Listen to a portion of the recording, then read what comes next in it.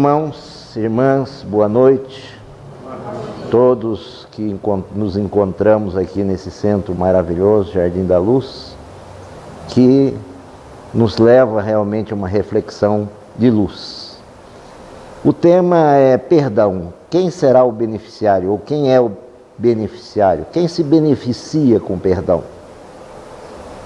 E em cima disso nós vamos também fazendo um link com o capítulo 10, item 15 do Evangelho segundo o Espiritismo. Antes de mais nada, quero dizer que me nortei para fazer essa exposição no livro do nosso querido Alberto Almeida, Perdão como Caminho, que está ali. Devemos ser fiel ao autor, bom autor, excelente palestrante, paraense. Adiante, amor. Bom, só um minutinho. O perdão tem uma dinâmica. Não acontece num estalar de dedos o perdão. O perdão é como beber água. Você não bebe um copo de água em um só gole. Você bebe fracionadamente. Então o perdão também tem uma dinâmica, um processo fracionado para se chegar ao seu bem, vamos dizer assim, ao seu ponto de concepção, a sua finalidade de perdão. Quais são, amor? Depende dos seguintes fatores. Olha aí. Gravidade da falta. Bom, faremos por aí também. Gravidade da falta. Se alguém pisar no nosso pé, na nossa unha, a não ser que seja mulher que acabou de fazer a unha, aí vai ter um problema de perdão quase eterno. Fora disso, se pisar na nossa unha, nós vamos dizer e pedir, olha, perdão, imagina, sem problema. Mas se pisar na nossa unha encravada, será que nós vamos estar assim tão abertos a emitir bons fluidos para aquele que nos pedir perdão? Imaginemos gravidade da falta. Imaginemos que nós aqui tenhamos um de nossos filhos assassinado. Estejamos diante do assassino. Será que visitará o nosso coração a ideia de perdão? Então é a gravidade da falta o primeiro elemento para a gente mensurar a facilidade ou a dificuldade de perdoar. Quanto mais leve a falta, em regra, mais fácil perdoar. Quanto mais grave a falta, em regra, mais difícil perdoar. É bom, então, se perceber isso. Eu perdoo tudo. Claro, uma bobaginha que um falou e tal, e que outro falou. Agora eu quero ver uma situação que exija de nós profundidade. Como diz ali no item 15, perdoar os inimigos é perdoar a si próprio. É se libertar. Mas nós vamos chegar lá num texto mais avante. O que mais? O próximo item. Vontade de perdoar. É preciso que tenha vontade de perdoar. Fulano, perdoa, não perdoa. Ele, se quiser, que venha até mim pedir perdão. Mas fulano, olha seu nível de esclarecimento, olha o dele, olha a dificuldade que será para ele, é muito mais fácil para você. Não faço. Não vou fazer. Não vou levar esse desaforo e coisas do gênero. Ou seja, se não tiver vontade de perdoar, não é complicada a coisa. Eu conheço uma mulher que se separou e já deve ter aí uns quase 15 anos, se não tiver mais. E o marido a traiu. E ela não perdoa o marido até hoje, vive numa infelicidade imensa, e o marido já casou de novo. Ou seja, ela parou no tempo. A falta de vontade de perdoar nos faz parar no tempo. Nos paralisa. O perdão é dinâmico, como mostrou ali. Agora, a falta de perdão é estático. Só nos faz mal. Próximo. Capacidade de amar para tornar efetivo o perdão. É o perdão de coração que o apóstolo Paulo falou no item 15. Nós temos que amar para tornar efetivo, para não ser aquele perdão que o apóstolo Paulo coloca lá no capítulo 15 do item 10 do Evangelho segundo o Espiritismo. Aquele perdão, perdoo, mas não me reconcilio com ele.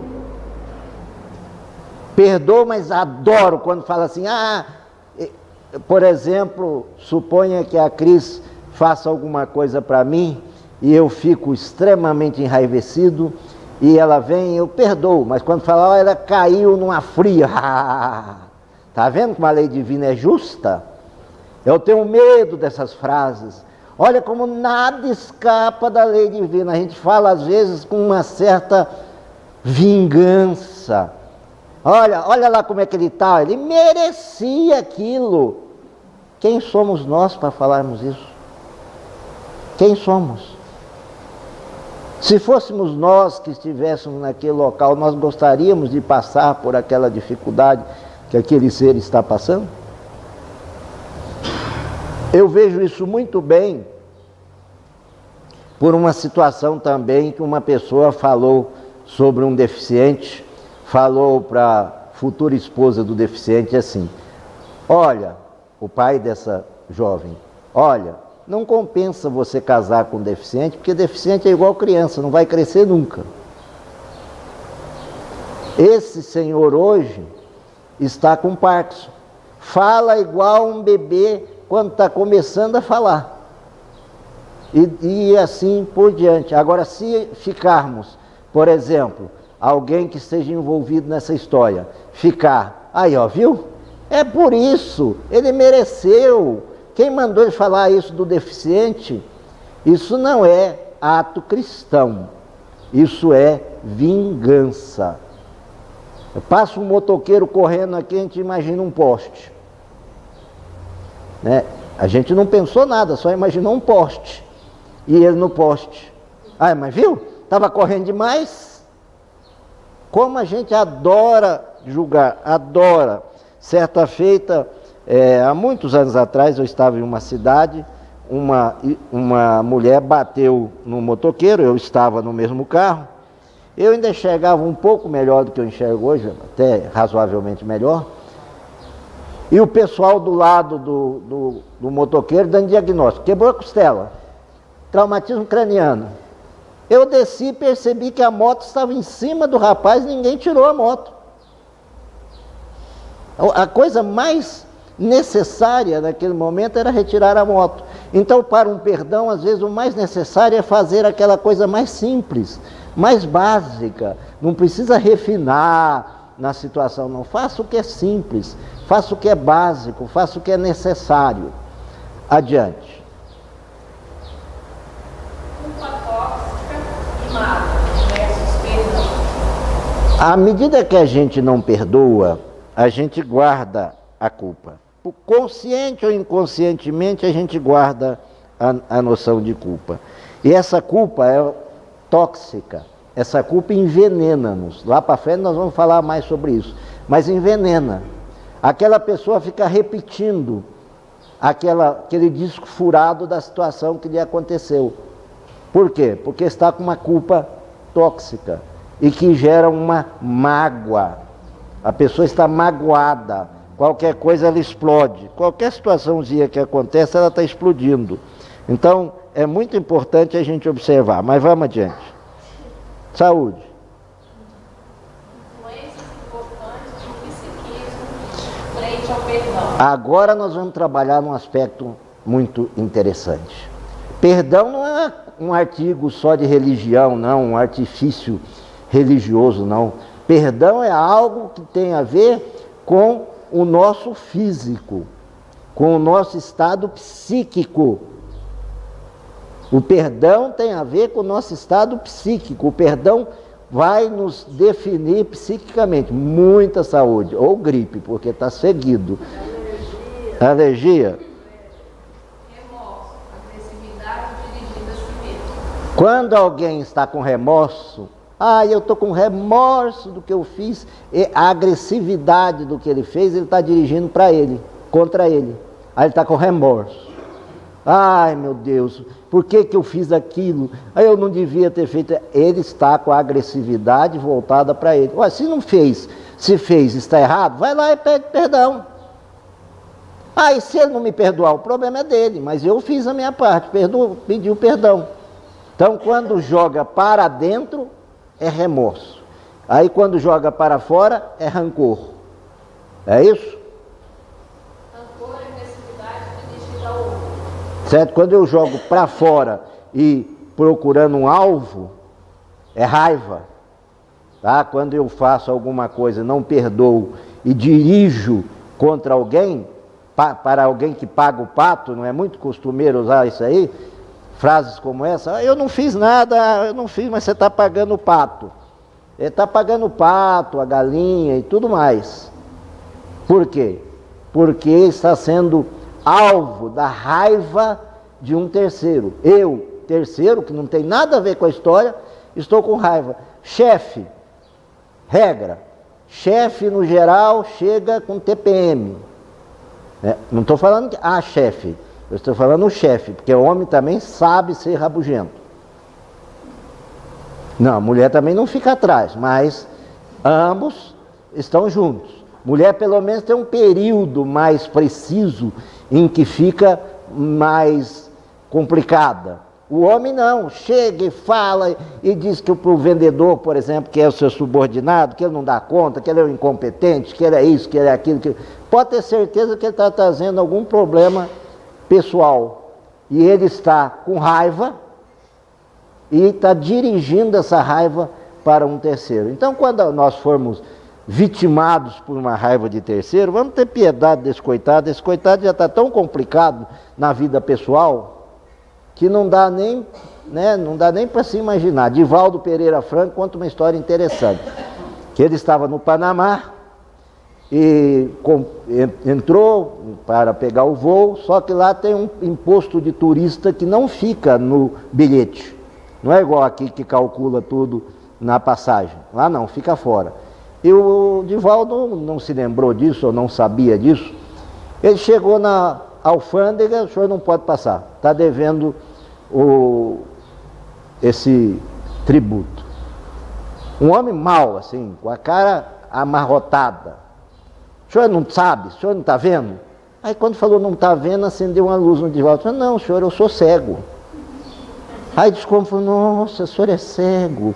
Isso é verdade, tá? Todas as vezes que eu quero fazer alguma coisa que está complicada, eu realmente pego esse meu título e funciona. Alguém está bravo perto de mim e fala: me desculpe, é que eu sou cego. O senhor é cego, imagina.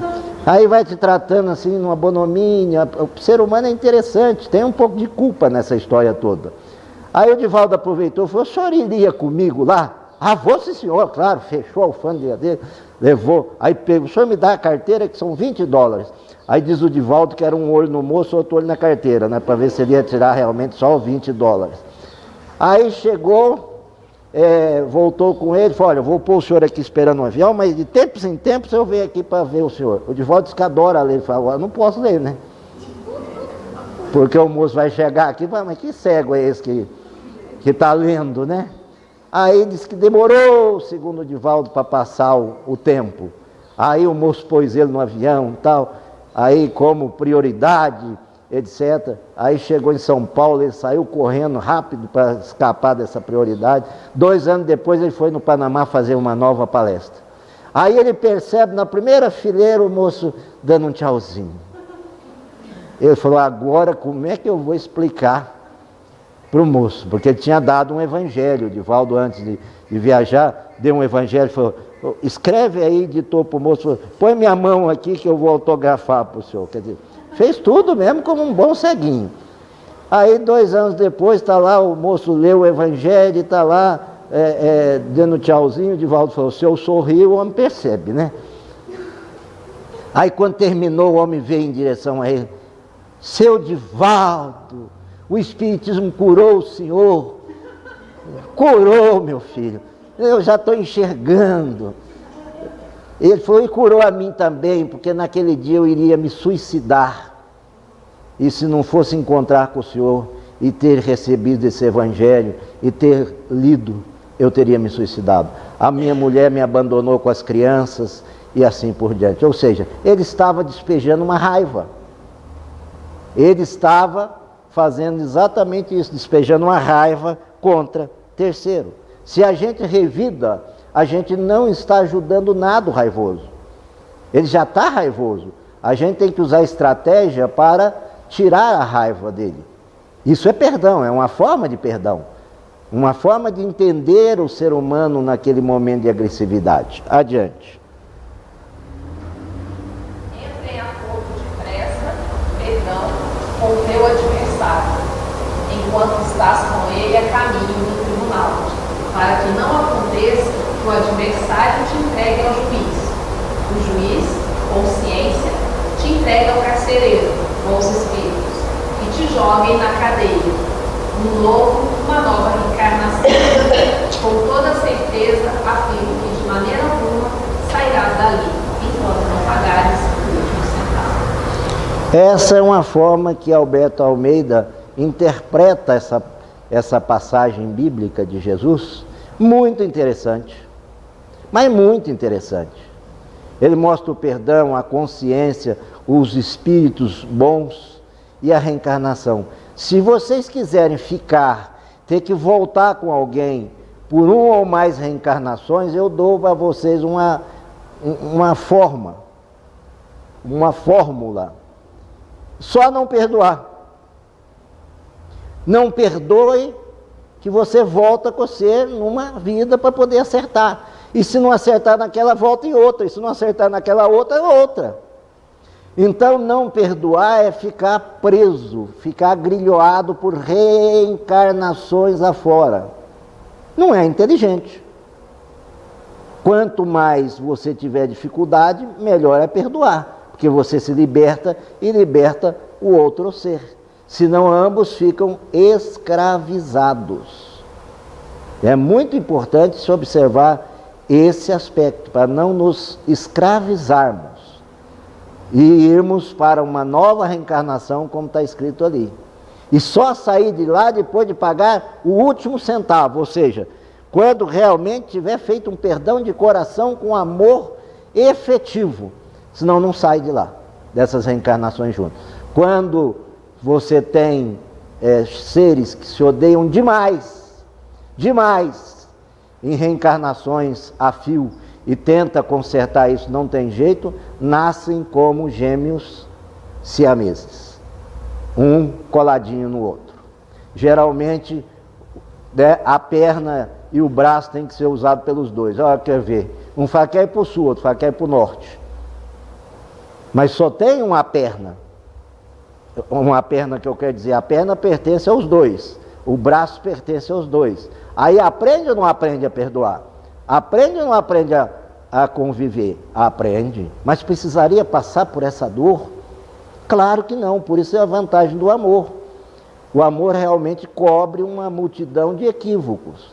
Por isso que a gente tem que amar, para evitar que nos suceda o pior. Como Jesus sempre dizia, aquele que ele curava, ou por exemplo, vamos pegar aqui a mulher adúltera, vá e não peques mais, para que não te sucedas o pior. Ou seja, a profilaxia é exatamente essa. Adiante.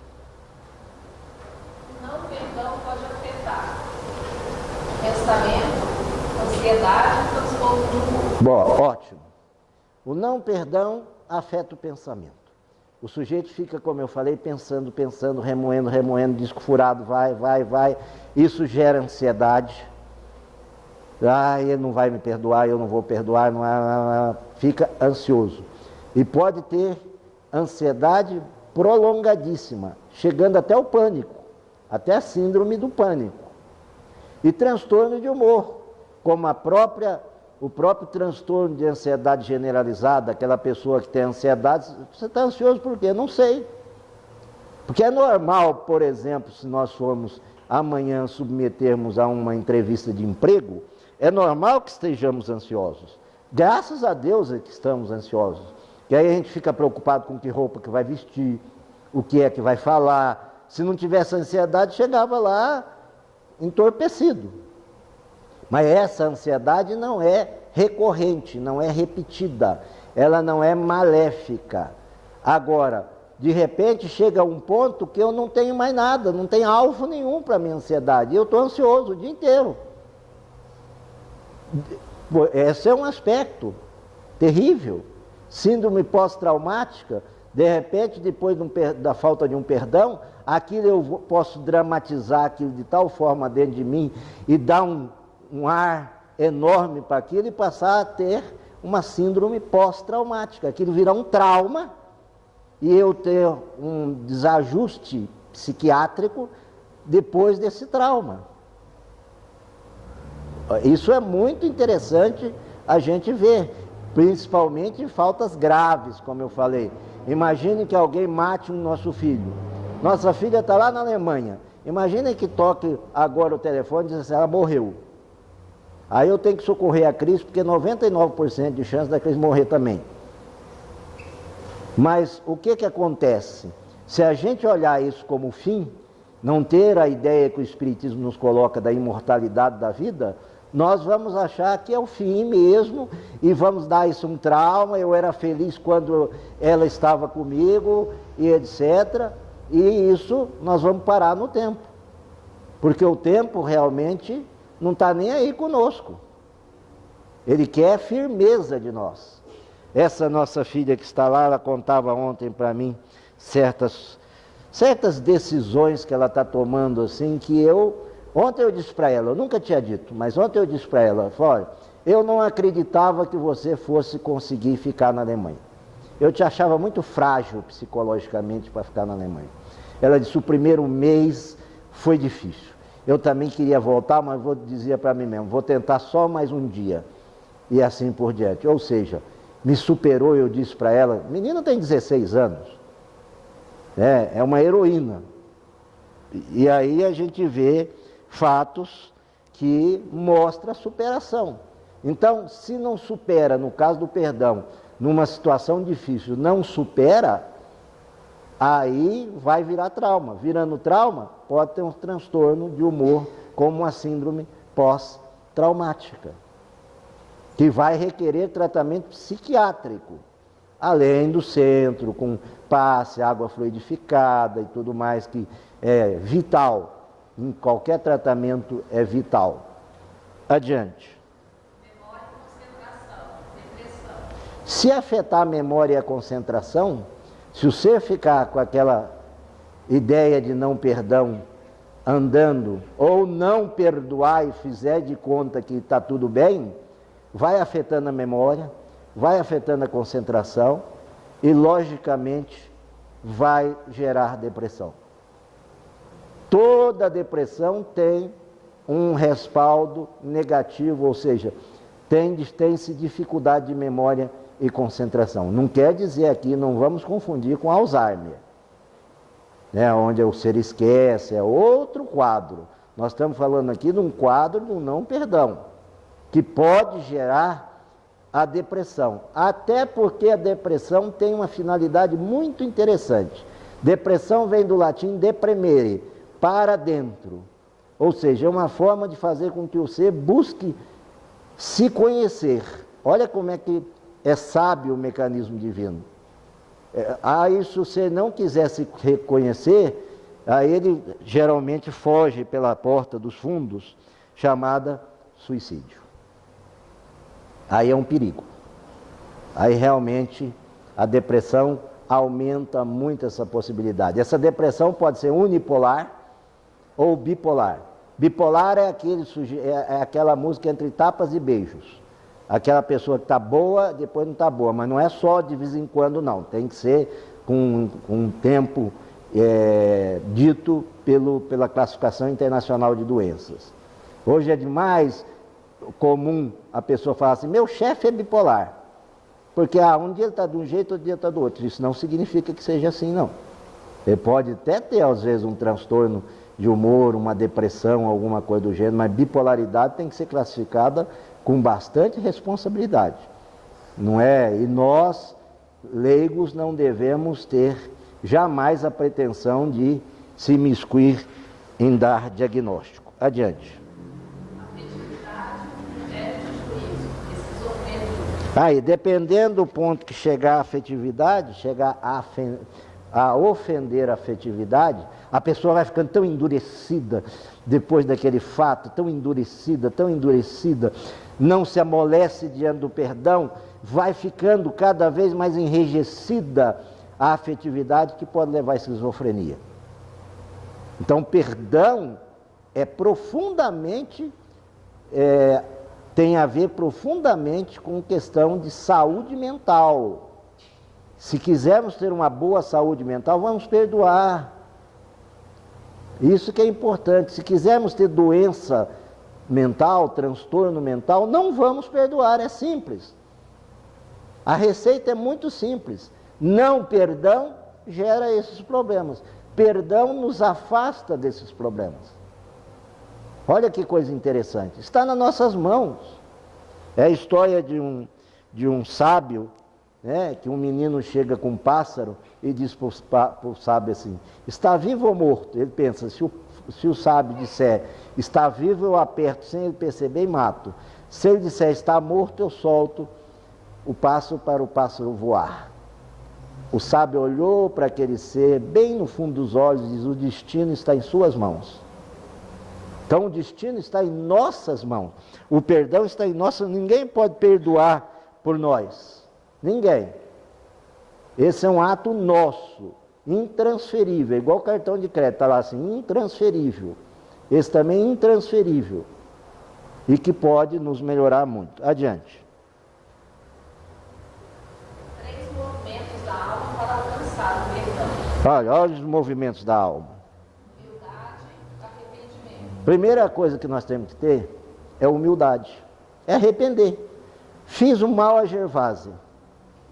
Eu tenho que ter humildade, chegar a Gervásia, me perdoa aquele mal que eu lhe fiz? Esse é o primeiro elemento. Sem humildade, nós não pedimos perdão jamais. Mulher e marido, em regra, a gente vê, até uma moça me dizia isso, faz uma semana que eu durmo em quarto separado do meu marido. Uma semana. A questão era tão minúscula, tá? Do tamanho da ponta do alfinete.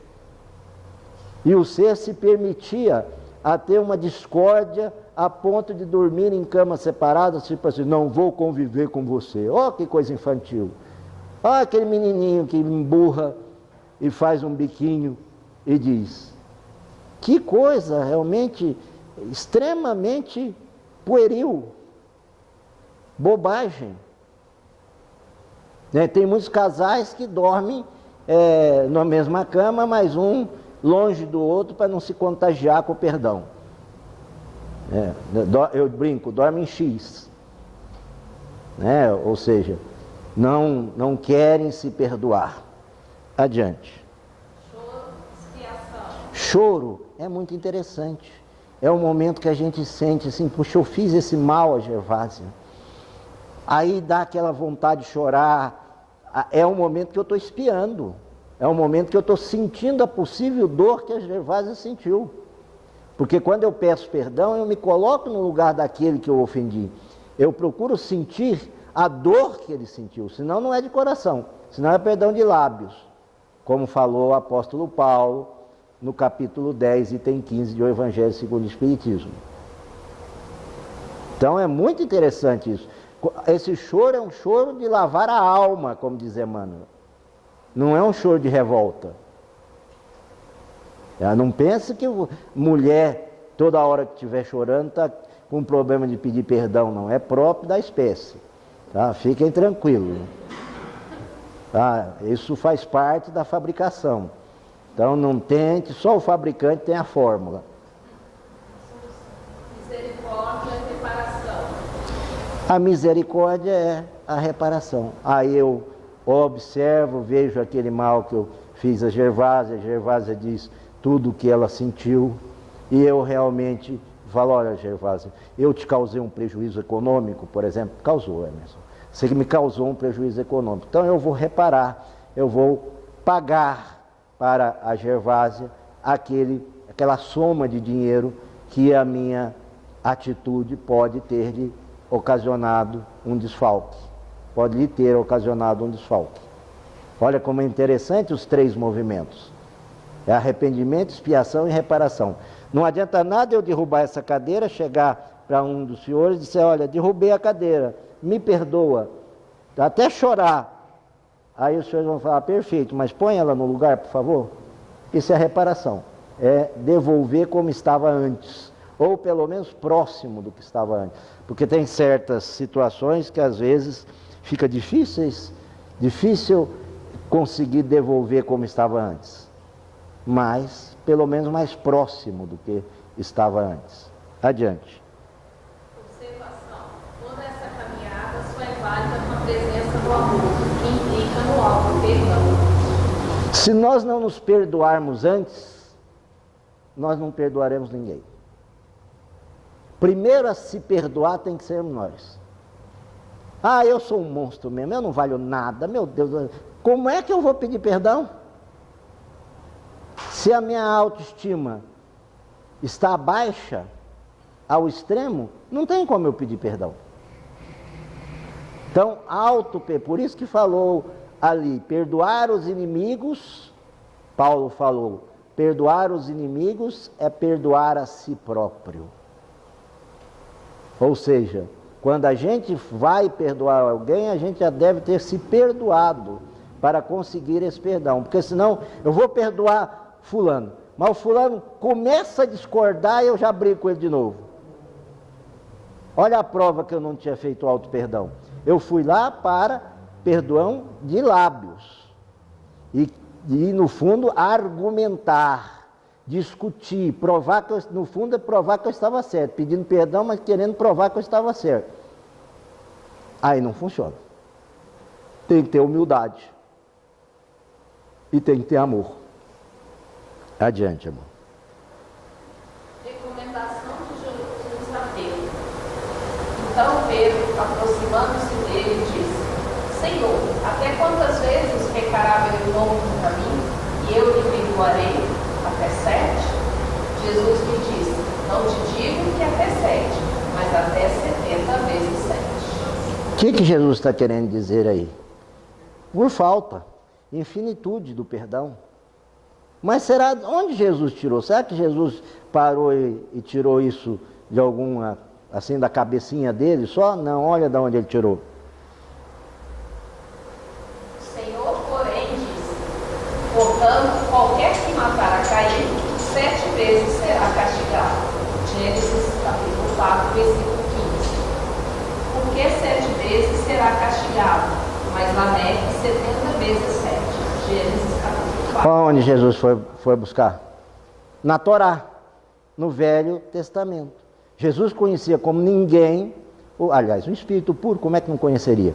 Como ninguém o Velho Testamento. Tanto que ele vem e diz assim: eu não vim destruir as leis, mas sim lhe dar cumprimento. Então, quando Pedro pergunta, ele dá uma resposta que já está em Gênesis. É muito importante a gente observar o Velho Testamento. Tem pessoas que dizem assim: agora sou espírita, só estudo o Novo Testamento. Não, está equivocado. O Velho Testamento complementa o Novo Testamento. Há um encaixe de todos eles. Tudo é perfeitamente encaixado. É muito importante observar isso quando se volta a um estudo bíblico, que o Espiritismo nos convida sempre. Por quê? Se nós abrirmos o Evangelho segundo o Espiritismo, está lá, cada passagem é aberta com uma frase bíblica. Se não fosse para estudar a Bíblia, não precisava do Evangelho segundo o Espiritismo. Então é bom a gente observar esses detalhes.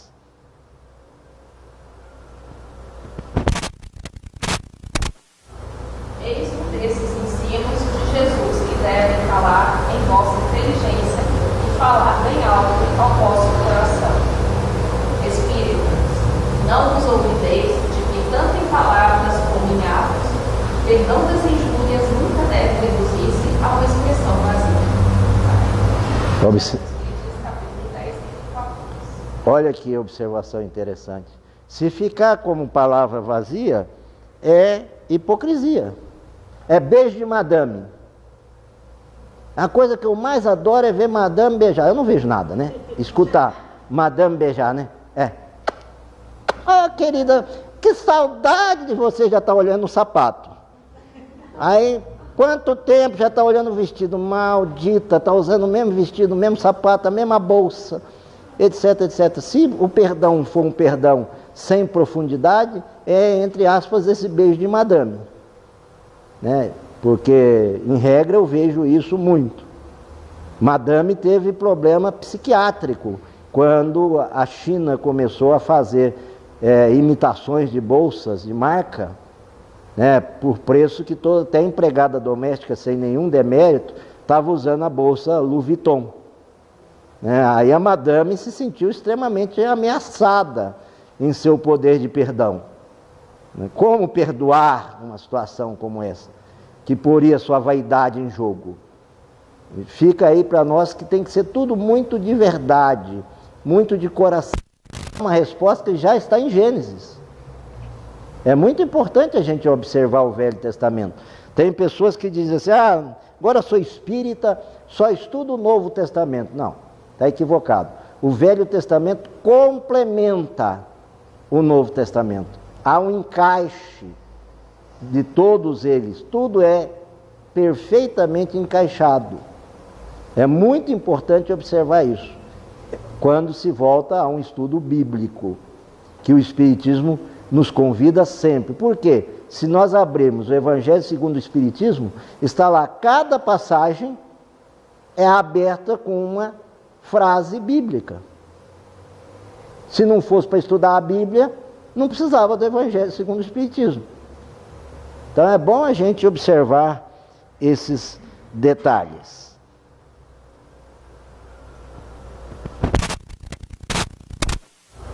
Eis esses ensinos de Jesus que devem falar em vossa inteligência e falar bem alto ao vosso coração.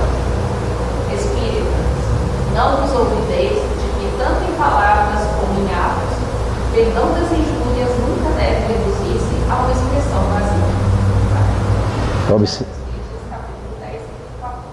Olha que observação interessante. Se ficar como palavra vazia, é hipocrisia. É beijo de madame. A coisa que eu mais adoro é ver madame beijar. Eu não vejo nada, né? Escutar madame beijar, né? É. Ah, querida, que saudade de você já estar olhando o sapato. Aí, quanto tempo já está olhando o vestido? Maldita, está usando o mesmo vestido, o mesmo sapato, a mesma bolsa, etc, etc. Se o perdão for um perdão sem profundidade, é, entre aspas, esse beijo de madame. Né? Porque, em regra, eu vejo isso muito.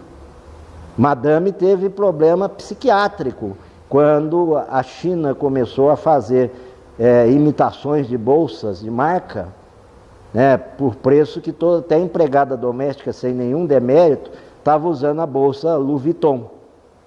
Né? Aí a madame se sentiu extremamente ameaçada em seu poder de perdão. Como perdoar uma situação como essa, que poria sua vaidade em jogo? Fica aí para nós que tem que ser tudo muito de verdade.